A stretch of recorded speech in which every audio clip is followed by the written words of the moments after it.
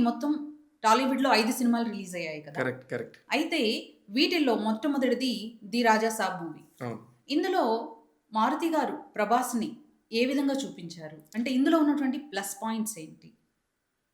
ఇట్లా ఏంటంటే సినిమాకి సంబంధించి ఎవరిదైనా గూడా ఒక ఐడియా ఎప్పుడైనా గూడా. ఒక దర్శకుడు అనేవాడు సినిమాని ఎలా తీస్తాడంటే, ఒక ఐడియాతోనే ఫార్మ్ అవుద్ది ఒక సినిమా తీయాలనేది. ఈ సినిమాకి ఏమైంది అంటే, ప్లస్‌లంటే చాలా ప్లస్‌లున్నాయి. కానీ ప్లస్‌లని కంటే కూడా మైనస్‌లు ఎక్కువ డామినేట్ చేశాయి. అందువల్ల ఎందుకు మైనస్ డామినేట్ చేసిందంటే, ముందుగా ప్రేక్షకుల్లో ప్రభాస్ అనగానే ఒక ఒక పెద్ద 'బాహుబలి' ఎక్స్‌పెక్టేషన్. అనే ఎక్స్‌పెక్టేషన్ ఉంటది.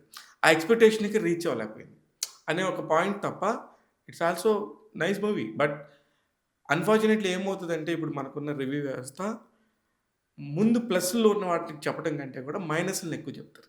మైనస్‌ని ఎక్కువ ఎలివేట్ చేస్తారు. అది ఇంకా రివ్యూ సిస్టమే అది. ఇంక అలాంటప్పుడు దాన్ని ఎవరు ఏం చేయలేరు. అందువల్ల అసలు ఆ సినిమాకి సంబంధించి మొత్తం విశ్లేషించాలంటే చాలా ఎక్కువ ఓవర్ ఎక్స్‌పెక్టేషను. థియేటర్‌లో ఇంత, అంత అని చెప్పేసి మనం ఆడుకోవటం.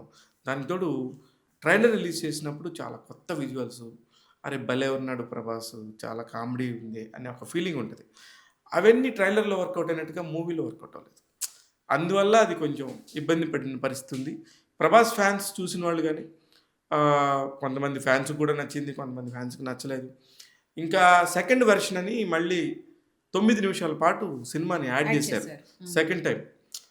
అందరూ కొంచెం రివర్స్‌గా హ్మ్. మాట్లాడినప్పుడు, కొంచెం నెగెటివ్ రివ్యూస్ వచ్చినప్పుడు, అలా మాట్లాడినప్పుడు వాళ్ళు గూడా ఒకసారి వాళ్ళు టీమ్‌తో చర్చించుకొని 2 రోజుల తర్వాత మళ్ళీ 9 నిమిషాల కంటెంట్ యాడ్ జేశారంట. అందులో ఏదైతే మన ప్రభాస్ గారిని సెకండ్ దానికోసం అని జెప్పి ఆపారో, ఆ విజువల్స్ కూడా ఇందులో కొన్నొచ్చినాయి. అందువల్ల ఈ సెకండ్ టైమ్ చూసిన వాళ్ళందరూ కూడా చాలా బావుంది. చాలా నీట్‌గా కట్ చేశారన్నారు. బట్ అప్పటికే జరగాల్సిన నష్టం జరిగిపోవటం, వేరే సినిమాలొచ్చి ఇండస్ట్రీకి రావటంతోని సినిమాల దృష్టంతా అటువైపు ఎళ్ళిపోయింది. ప్రేక్షకుల దృష్టంతా. అది. అలా జరిగింది ఆ సినిమాకి. ఈ 'రాజా సాబ్' మూవీలో హారర్ ఎలిమెంట్స్ భయపెట్టాయా? లేక కామెడీగానే నిలిచాయా? అంటే భయం అసలెక్కడ కూడా జరగలేదు. ఎందుకంటే ఇక్కడ ఆ కథలోనే ఒక ఎలిమెంట్ చెప్పేశారు. అదేంటి? అది సంబంధించి ఒక హాలుసినేషన్‌కి సంబంధించిందనో, హ్మ్. ఒక సైక్రియాటిక్ గేమ్‌లాగా అనిపిచ్చింది. ముందుగానే ముందుగానే రివీల్ అయిపోవటం. సత్య క్యారెక్టర్ దగ్గర నుంచి అదొక హారర్ ఫిల్మ్‌లాగా తీసుకెళ్ళి, హ్మ్. అది హారర్ కాదు. ఇదంతా ఒక హాలుసినేషను అనే దానిలోకి తీసుకెళ్లారు. అందువల్ల ఏమవుద్దంటే, నీకు ఇటువైపు తీసుకోవాలా, కథ ఇటువైపు తీసుకోవాలా అర్థం కాదు. ఏదో ఒకవైపు నించోలి. కానీ హారర్ అని చెప్పలేము. చెప్పలేం. అందుకనే దర్శకుడు గారు లేదు మీ అందరికి కథ చూడటమే అర్థం కాలేదని చెప్పి స్టేట్మెంట్ ఇచ్చారు. ఎందుకంటే చాలా మందికి కథకి కనెక్ట్ అవ్వలేకపోయారంటే వాళ్ళకి అర్థం కాలేదు నిజంగా కూడా. ఆయన చెప్పాలనుకున్న పాయింట్ ఏంటో అది కాక 3 గంటల 10 నిమిషాల టైము. హ్మ్. అందువల్ల లెంగ్త్‌లో ఇప్పుడు ఫస్ట్ హాఫ్ దాకా చూస్తే ఫస్ట్ హాఫ్ ఇంటర్వెల్ బ్యాంక్‌కి ఎవరైతే మనకు విలన్ అనుకున్నామో, ఎవరైతే హారర్ ఎలిమెంట్ అనుకున్నామో అదొచ్చి స్క్రీన్ మీద కనపడగానే అరే భలే! బావుందే! మంచి డ్రైవ్‌లాగా అనిపించిందే. ఓకే. సెకండ్ హాఫ్‌లో మిగతా స్టోరీ అంతా ఉంటదేమో అనుకున్నారు. హ్మ్. But end of the day ఏమైంది? సెకండ్ హాఫ్‌కొచ్చేసరికి ఫస్ట్ హాఫ్ కంటే ఇంకా తగ్గటంతోని ఇంకొంచెం ఆ ఎలిమెంట్ మిస్ అయింది. అది ప్రాబ్లమ్. ఈ మూవీలో 'ప్రభాస్' గారి మేకోవర్ ఏ విధంగా ఉంది? Makeover is good. దేనికంటే కొన్ని కొన్ని చోట్ల అంటే అదే ప్రాబ్లమ్ ఏంటంటే, అది లాంగ్ సినిమా తీయటమే దాదాపు 2:30 ఏళ్ల పాటు దాకా తీసినప్పుడు హ్మ్. డిఫరెంట్‌గా మనుషులు ఆటోమేటిక్‌గా అప్ అండ్ డౌన్ అవుతా ఉంటాం కదా! ఆ మేకోవర్ విషయంలో కూడా కొన్ని కొన్ని చోట్ల చాలా చబ్బీగా, చాలా నీట్‌గా, చాలా బ్యూటిఫుల్‌గా ఉంటే, కొన్ని కొన్ని చోట్ల ఇతను ప్రభాసేనా? బాడీ డబులా? లేకపోతే ఏంటి? ఇట్లాగా అనే డౌట్స్ కూడా వస్తాయి. హ్మ్. అందువల్ల అది ఇంకా ఆ ప్రశ్నకి ఇది ప్రభాస్ మేకోవర్‌కి సంబంధించిన ప్రశ్నే కాదు యాక్చువల్లీ. అంటే అంత దాని గురించి చెప్పాల్సిన అవసరం లేదు. ఈ సినిమాకి సంబంధించిన కథకి లెక్కేసుకుంటే. మరి కలెక్షన్స్ పరంగా చూసుకుంటే ప్లస్సా? మైనస్సా? కలెక్షన్స్ కూడా అదే చెప్తున్నాను గదా! ఇప్పుడు మనం రూ. 100 పెట్టి ఒక నిర్మాత సినిమా తీసినప్పుడు హ్మ్. దానికి రూ. 110 వస్తేనే వస్తే ప్లస్. అవును. అది చిన్న ఈక్వేషన్. కానీ ఈ సినిమాకి దాదాపు అయిన ఖర్చు దాదాపు 400,00,00,000 అన్నారు. హ్మ్. అది ఇప్పటి వరకు గూడా అది 250 లోపే ఉన్నది అన్నట్టుగా మొత్తం ఇప్పటి వరకు జరిగింది. ఇంకా కూడా రన్ ఉంది గాబట్టి, ఇప్పటికి రిలీజ్ అయ్యి 10 రోజులు గూడా అవ్వలేదు కాబట్టి, ఇది ఇంకా లాంగ్ రన్‌లోకొచ్చేసరికి ఏమన్నా నిర్మాతకి దగ్గరగా ఏమన్నా చేరుకుంటాడేమో అని చూడాలి. అది. మరి రెండో మూవీ 'మనశంకర వరప్రసాద్' గారు. కరెక్ట్. అనిల్ రావిపూడి గారు చిరంజీవి గారిని కొత్తగా చూపించారా? లేక తన పాత సినిమాల తరహాలోనే ఈ మూవీని కూడా చూపించారా? పాత తరహాలో మూవీలంటే ఇప్పుడు అనిల్ రావిపూడి గారు 8 సినిమాలు హిట్టే. హ్మ్. ఆయన ఫస్ట్ సినిమా నుంచి లెక్కేసుకుంటే హ్మ్. ఇప్పటి వరకు తీసిన ప్రతి ఒక్క సినిమా కూడా హిట్టే. పాత హ్మ్. తరహాలోనే అంటే పాత తరహాలోనే ఇంకో హిట్ ఇది. హ్మ్. ఇదొక hit. Block buster hit. Chiranjeevi గారిని కొత్తగా చూపించడం ఏంటి అసలు లడ్డులాగా ఉన్నారు. హ్మ్. అంటే ఎంత మనం ఊహించలేం. ఎళ్ళేటప్పుడు ఓకే. ఇప్పుడు చిరంజీవి గారి మీద మీసాల పిల్ల అలా వచ్చినప్పుడు ఈ వయసులో ఈయనకి ఇలాంటి అవసరమా? ఇదా? అదా? అని మన చెవుల మీద కూడా పడ్డాయి. కానీ అవసరం. హ్మ్. నేను చూపిస్తానని చెప్పి చూపించిన తీరుకి హ్మ్. Hats off. హ్మ్. అనిల్ రావిపూడి గారికైనా కానీ, చిరంజీవి గారికైనా కానీ, వెంకటేష్ గారికైనా కానీ, ఆ సినిమాలో నటించిన ప్రతి ఒక్క నటికి కూడా చాలా అంటే 2 గంటల 40 నిమిషాల పాటు ఎటు కదలనీయలే మనుషుల్ని. హ్మ్. అక్కడక్కడే కథలాగా ఉంటది. కానీ హ్మ్. బ్యూటిఫుల్ నేరేషన్ ఒక సింగిల్ లైన్ కథే. అది మిగతా ఆడోళ్ళ మన ఇంట్లో చుట్టుపక్కల జరిగాయి. ఇప్పుడు మీరు ఒక 10 మంది ఆడోళ్ళు కూర్చుంటే, హ్మ్. 10 మంది ఆడోళ్ళు మాట్లాడుకుంటా ఒక లేడీ అటు లేచి ఎళ్ళగానే మిగతా 9 మంది ఆ లేడీ గురించి మాట్లాడుకుంటారు. హ్మ్. ఇది ఎంత బ్యూటిఫుల్‌గా చెప్పాలి అనే దాని విషయం చెప్పాడు. అలాగే వుమెన్‌కి సంబంధించిన హక్కులుంటాయి. అమ్మాయిల జోలికి పోకూడదు. కానీ వాటి హక్కుల్ని వీళ్ళందరూ కూడా కరెక్ట్‌గా ఉపయోగించుకుంటున్నారా లేదా? మొగుళ్ళని రాచరింపాన పెడతానికో, లేతే ఆడబిడ్డలనో, లేకపోతే అత్తగారిని. అత్తమామలను ఏదించడానికి వాడుతున్నారా అనే దాన్ని కొట్టినట్టు, చెప్పనట్టు శుతి మెత్తగా చెప్పాడు అనిల్ రావిపూడి. ఆయన గత సినిమా కూడా మీరు గమనిస్తే బాలకృష్ణ గారి సినిమాలో గుడ్ టచ్, బ్యాడ్ టచ్ గురించి ఎంత అవును. బ్యూటిఫుల్‌గా చెప్తాడు. హ్మ్. ఇలాంటి టాపిక్స్ తీసుకొని చెప్తాడు.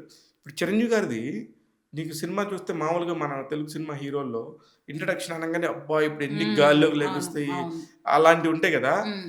'చిరంజీవి' గారి ఫస్ట్ సీన్ కనపడగానే కళ్ళజోడు ఒకటి పెట్టుకొని చక్కగా పైకెళ్ళి మేడ మీద బట్టలారేసేసి హ్మ్.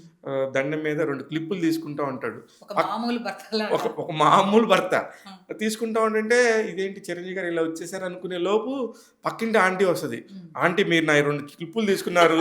నా క్లిప్పులు నాకు ఇచ్చేసేయాలి అంటాడు. హ్మ్. అంటే ఏదో చెప్తున్నారురా సంథింగ్ ఏదో ఉంది. భలే కొత్తగా చెప్పడానికి ట్రై చేశారు అని అక్కడ లాక్ అయిపోతాం మనం. హ్మ్. అక్కడ నుంచి స్టార్ట్ అయిపోతది ఆ సినిమా. అంటే అక్కడి నుంచి ఇంక నవ్వుల పండగ. అనిల్ రావిపూడి అంటేనే నవ్వులు కదా! కేర్ అంటే ఆఫ్ నవ్వులకి అడ్రెస్ అనిల్ రావిపూడి. అంటే మన రొటీన్‌ని కనెక్ట్ చేసింది గాబట్టి, ఇది ప్రేక్షకులకి బాగా దగ్గరైంది. దగ్గరైంది. మన చుట్టుపక్కల ఉన్న ఇష్యూస్, భార్యాభర్తల మధ్య గొడవొస్తే ఎవరెళ్ళకూడదు, వాళ్ళే నిర్ణయించుకోవాలి అనే ఒక అందమైన సందేహం. అసలు ఆ సందేశాన్ని ఎంత గొప్పగా చెప్పాడంటే అంత గొప్పగా. అత్త కోడళ్ళు అనంగానే ఓ తిట్టేసుకుంటారన్నట్టు కాకుండా అత్తని ఎంత హుందాగా చూపిచ్చాడు.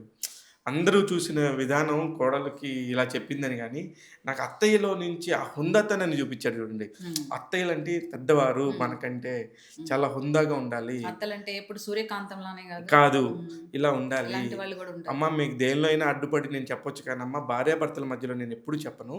కానీ నీ మంచి కోసం ఒకటి చెప్తున్నానమ్మా అని జెప్పి అక్కడ ఒక డైలాగ్ జెప్తది. అట్లాంటియి సినిమాల్లో జూస్తే బావుంటది. ఇక్కడ నేను రివీల్ జేయను. ఓకే. ఓకే.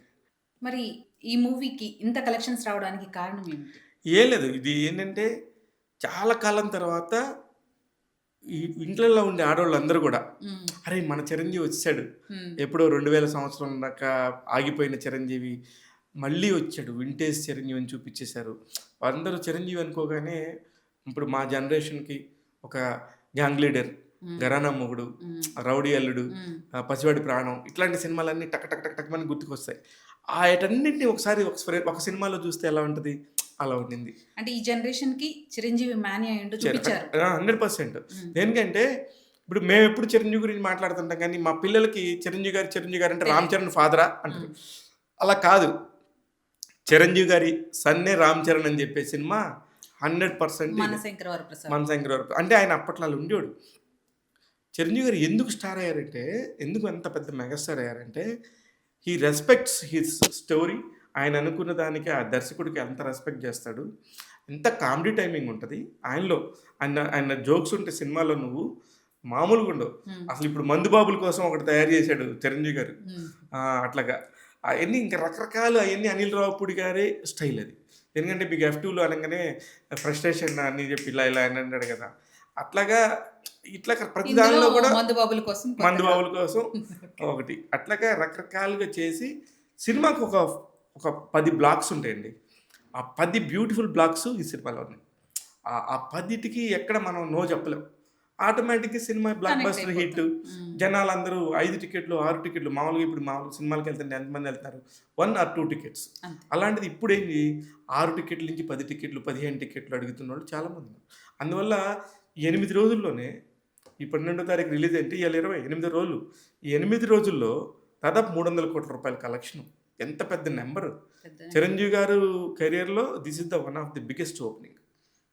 దానికి తోడు వెంకటేష్ గారు లాస్ట్ 40 మినిట్స్‌లో వచ్చి ఆయనకంటూ ఒక చిన్న గొడవ చేసేసాడు. వెంకీ గోడ అనే క్యారెక్టర్‌లో వచ్చాడు. నయనతార గారు చాలా బ్యూటిఫుల్‌గా ఉన్నారు. ఇలా ఒక సినిమా కుదిరినప్పుడు అన్నీ కుదురుతాయి. అదే మనశంకర వరప్రసాద్. ఈ పొంగల్‌కి సంబంధించి మనశంకర వరప్రసాద్ అంతే. ఓకే. హ్మ్. మరి మూడో మూవీ 'భర్త మహాశైలకు విజ్ఞప్తి'. రవితేజ గారు నటించినటువంటి 'భర్త మహాశైలకు విజ్ఞప్తి'. మరి ఈ మూవీ ద్వారా ఈ డైరెక్టర్ గారు ఈ భర్తలకి ఏ సందేశాన్ని అందించారు? భర్తలకి ఏ సందేశం అందించాడు ఏం చెప్పలేను కానీ నేను. హ్మ్. దర్శకుడు కిషోర్ తిరుమల గారు హ్మ్. రవితేజ అనగానే ఒక మాస్ మహారాజా, అవును. ఎంతమందిని కొట్టేస్తాడు, ఇది అది అని ఒక మైండ్ ఉంటుంది అందరికి. కానీ ఈ మూవీలో చాలా క్లాస్‌గా చూపించారని. చాలా బ్యూటిఫుల్‌గా హ్మ్. ఒక భర్త, హుందాగా ఉండే ఒక భర్త అనుకోని కారణాల్లో వేరే దేశం స్పెయిన్ వెళ్తే ఒక యాక్సిడెంటల్‌గా ఒక అమ్మాయిని కలిసినప్పుడు అక్కడ అబ్బాయికి తప్పు చేస్తున్నాడా, ఒప్పు చేస్తున్నాడా అనేది తెలుసు. కానీ ఏం జరిగిందనేదే కథ. ఓకే. అది సింపుల్ లైన్ తీసుకొని ఆ సింపుల్ లైన్‌లో వచ్చిన వేరియేషన్స్. హ్మ్. ఓ పక్క సునీల్ క్యారెక్టర్‌ని లేపి, అలాగే హీరోయిన్స్ అషికా రంగనాథ్ అయ్యుండొచ్చు, డింపుల్ హయాతి అయ్యుండొచ్చు. వీళ్ళు చక్కగా అంటే సింపుల్‌గా భార్య పాత్రలో డింపుల్ హయాతి ఉంది. బాలామణి అనే క్యారెక్టర్‌లో అషికా రంగనాథ్ ఏమో మానస అనే పాత్రలో ఉంటారు. హ్మ్. సింపుల్ లైన్ తీసుకున్నారు. సింపుల్ కథ. ఎక్కడ హడావుడి లేదు. ఫైట్స్‌లు, సీక్వెన్స్‌లు రవితేజ అనగానే మాస్ మహారాజా లేదు. ఫస్ట్ సినిమాలోనే రవితేజ అనేసారు. చిన్న కారు యాక్సిడెంట్ లాగా స్టార్ట్ చేశారు. అదే కారు యాక్సిడెంట్ ఎక్కడికి వచ్చిందని ఎండ్ చేశారు. అదే సినిమా. ఎళ్లి చూస్తే ఎంజాయ్ చేస్తారు. మరి రవితేజ గారు అనగానే మాస్ అనే ఒక పేరు ఉంది కదా. మరి ఈ మూవీలో క్లాస్‌గా మరి ప్రేక్షకులను ఆకట్టుకున్నారంటారా? 100% చాలా కూల్‌గా హ్మ్. ఒక కథ చెప్పడానికి సరిపోతాయి. హ్మ్. 24 గంటలు ఫైట్ చేయడం అవసరం లేదు అని చెప్పడం కోసం, హ్మ్. ఒక కథని నమ్మితే రవితేజ గారు ఎలా నిలబడతారని చెప్పడం కోసం సూపర్‌గా చేసిన సినిమానే 'భర్త మహాశైలకు విజ్ఞప్తి'. చాలా అంటే నీకు కొత్త లొకేషన్స్, సింపుల్ పెద్ద హడావుడి ఉండదు. ఎక్కడ చూసినా నాకు తెలిసి ఆర్ట్ డైరెక్టర్ ప్రకాష్‌ని మెచ్చుకోవాలి. Production designer okay. IAS Prakash అని ఉంటారు. ఓకే. ఎంత సింపుల్‌గా ఉంటదో అంత రిచ్ లొకేషన్స్, క్లాసీ పీపుల్ లాగా హ్మ్. నీకేదో గ్లాస్ మీద చూస్తున్నట్టు ఉంటది. ఓకే. కెమెరామెన్ ప్రసాద్ మూరెళ్ళ చేశారు. హ్మ్. చాలా బ్యూటిఫుల్ వర్క్ చేశారు. అందుకనే ఇప్పుడు ఆ సినిమా కూడా చాలా బాగుంది అనే పేరొచ్చింది. అందరూ కూడా కమర్షియల్‌గా కూడా వాళ్ళకి కూడా వర్కౌట్ అయిపోద్ది. ఓకే. ఏ రకమైన ప్రాబ్లము ఉండదు. ఎందుకు పెద్ద ఫైట్స్ లేవు. హ్మ్. పెద్దగా ఫైట్స్ లేకపోతే ఆటోమేటిక్‌గా ఏమైపోద్ది, నంబర్ ఆఫ్ డేస్ తగ్గుతాయి. అవును. ప్రొడక్షన్ హౌస్ ఖర్చు తగ్గుతది. హ్మ్. ఎంత చెప్పాలనుకున్నారో అంత చెప్తారు. కథ. సుధాకర్ చెరుకూరి గారు నిర్మించారనమాట. సూపర్‌గా ఆయన హ్యాపీ. వాళ్ళ హీరో హ్యాపీ, హీరోయిన్‌లు హ్యాపీ. డైరెక్టర్ గారైతే కమ్‌బ్యాక్ ఫిల్మ్. 'నేను శైలజ' అంటూ అంత మంచి అవును. సినిమా చాలా తీసిన మంచి దర్శకుడు. సినిమా. రామ్ పోతినేని. ఆయన డైరెక్షన్‌లో, ఆయన రైటింగ్‌లో ఎంత బ్యూటిఫుల్‌గా ఉంటదంటే, మన చుట్టుపక్కల క్యారెక్టర్సే ఉంటాయి. హ్మ్. అదే ఆయన్ని నేను అడిగాను, నా కొంటి క్యారెక్టరు ఏంటి సార్ మీకెప్పుడైనా జరిగిందా అంటే, సార్ నాకు జరిగిందని అడుగుతున్నారు మీరు నవ్వుతా. ప్రతి ఒక్కళ్ళ మగాడి జీవితంలో ఉంటది. ఇది ప్రతి ఒక్కడి మగాడి జీవితానికి సంబంధించిన ఒక కథ.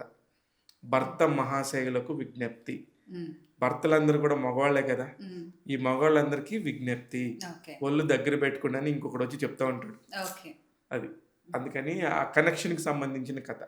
మన పక్కనే ఉన్నట్టుంటది. భర్తలంటే ఎవరు? మన బాబాయిలు, మన నాన్నలు, మనం, మన చుట్టుపక్కల మన తమ్ముళ్ళు అందరూ ఆళ్ళే కదా భర్తలు.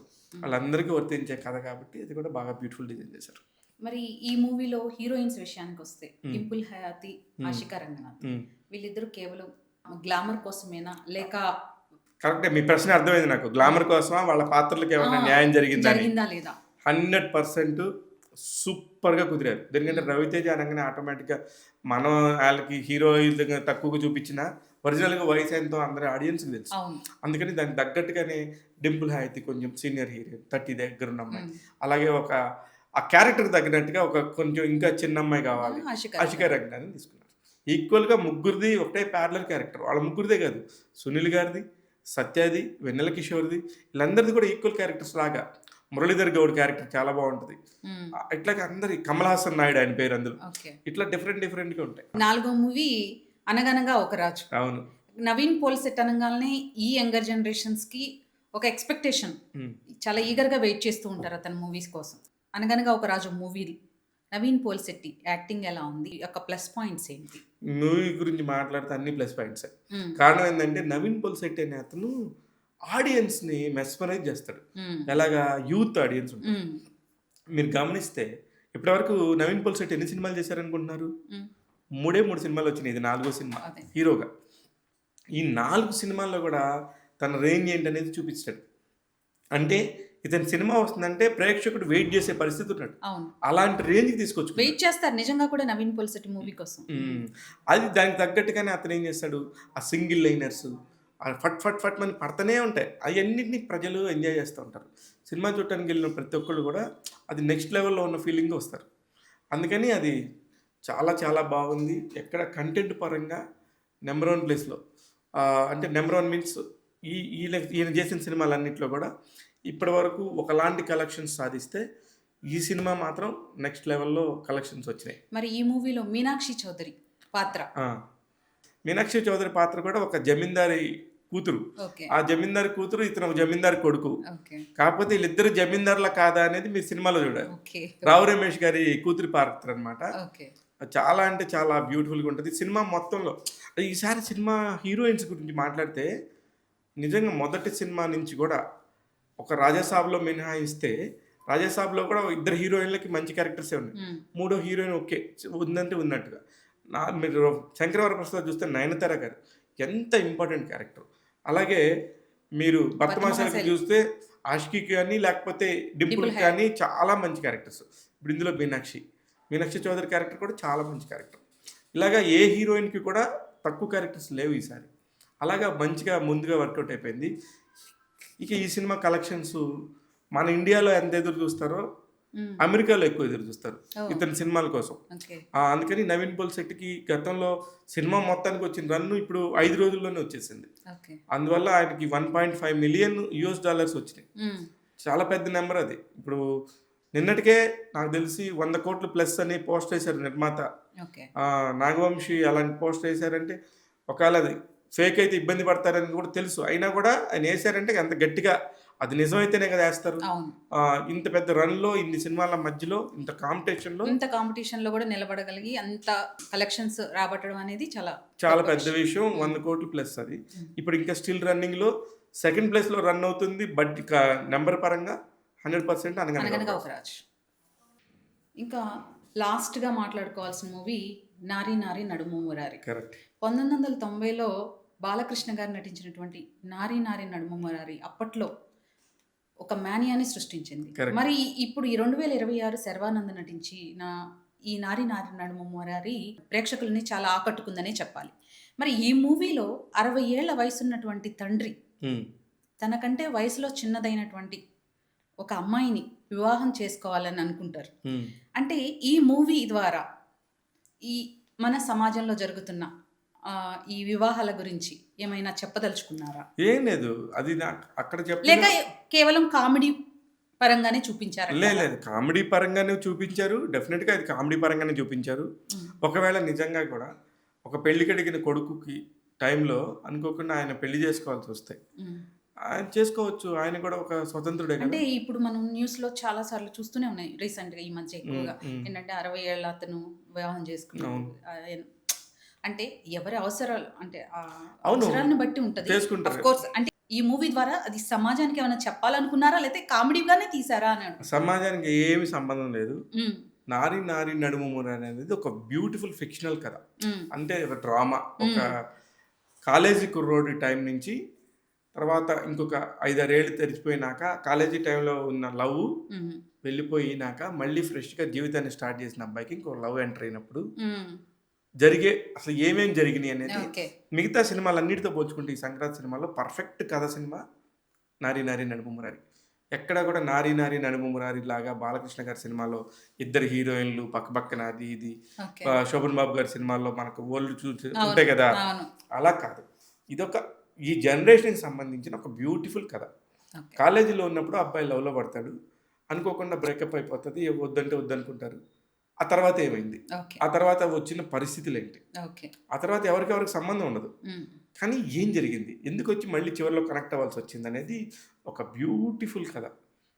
ఇప్పుడు ఈ సంక్రాంతి సినిమాలన్నింటిలో కూడా కంటెంట్ ప్లస్ మంచి ఆర్టిస్టిక్ పర్ఫార్మెన్స్ అన్నీ కలగలిసిన సినిమా నారి నారి నడుమురారి. ఓకే. అందుకని ఈ సినిమా కూడా సూపర్ డూపర్ హిట్. మొహమాటమే లేదు ఇందులో.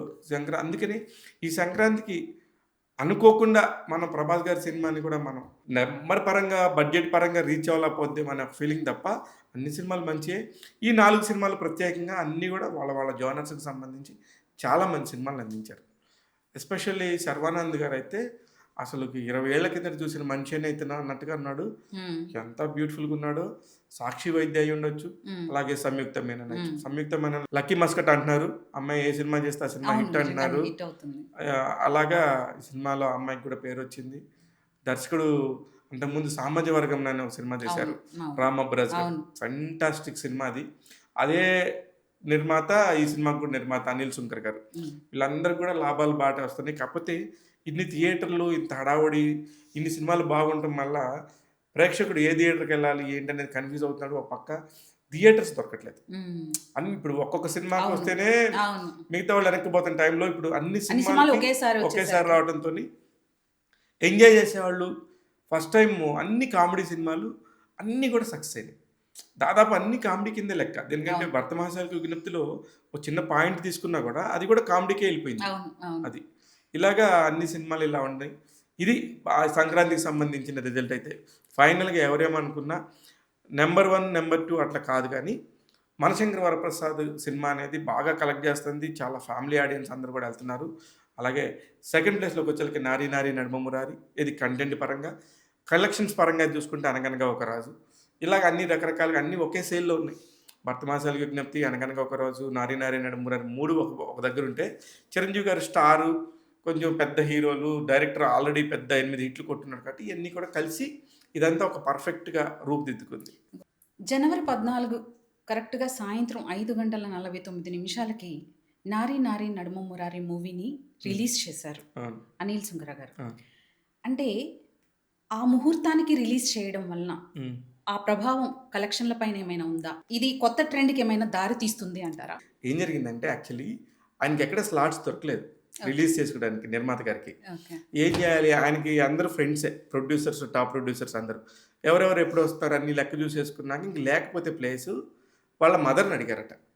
వాళ్ళ మదర్ గుడికి వెళ్తే చెప్పారు, చాలా మంచి పట్టింపులు మంచి రోజు అని చెప్తే, అయ్యా 6:03 ఏకాదశి ముగిసిపోతుంది, అదే మంచి రోజు ఏదో ఆ రోజు ఏదైతే అది మంచి టైం ముగిసిపోతుంది, 15వ తారీఖు కానీ 13వ తారీఖు కానీ మంచిది అన్నప్పుడు 13వ తారీఖు తన స్నేహితుడి సినిమానే వస్తుంది కదా భర్త మహాశైలకు విజ్ఞప్తి, ఎందుకులే మా వాడితో ఇబ్బంది అని చెప్పేసి అదే రోజు తర్వాత రోజు 15వ తారీఖు సాయంత్రం నారి నారి నడుమమురారి. మళ్ళీ సినిమా వాళ్ళకి సెంటిమెంట్లు ఉంటాయి. ఇది 6:05 ఏమైపోతుంది కదా, 9వ నెంబర్ని బాగా నమ్ముతారు సినిమా వాళ్ళు. 5:49 అంటే 5 + 4 = 9 ఇలాగ 9 ఉంది, టోటల్ 9 ఉంది. ఇదైతే బెటర్ ఏమో అనుకొని అక్కడ రిలీజ్ చేశారు. అంతే తప్ప ఎవరు ముహూర్తాలు పెట్టలేదు. కొన్ని ముహూర్తాలు కూడా వర్కౌట్ అవుతాయి 100%. నేను నమ్ముతున్నాను. అది కాక ఆ విషయాన్ని మన ప్రొడ్యూసర్ గారు కూడా చెప్పారు, ఒప్పుకున్నారు. ఒక నిజంగా మంచి ముహూర్తం కూడా అయి ఉండొచ్చు, ముహూర్త బలం కూడా అయి ఉండొచ్చు అని.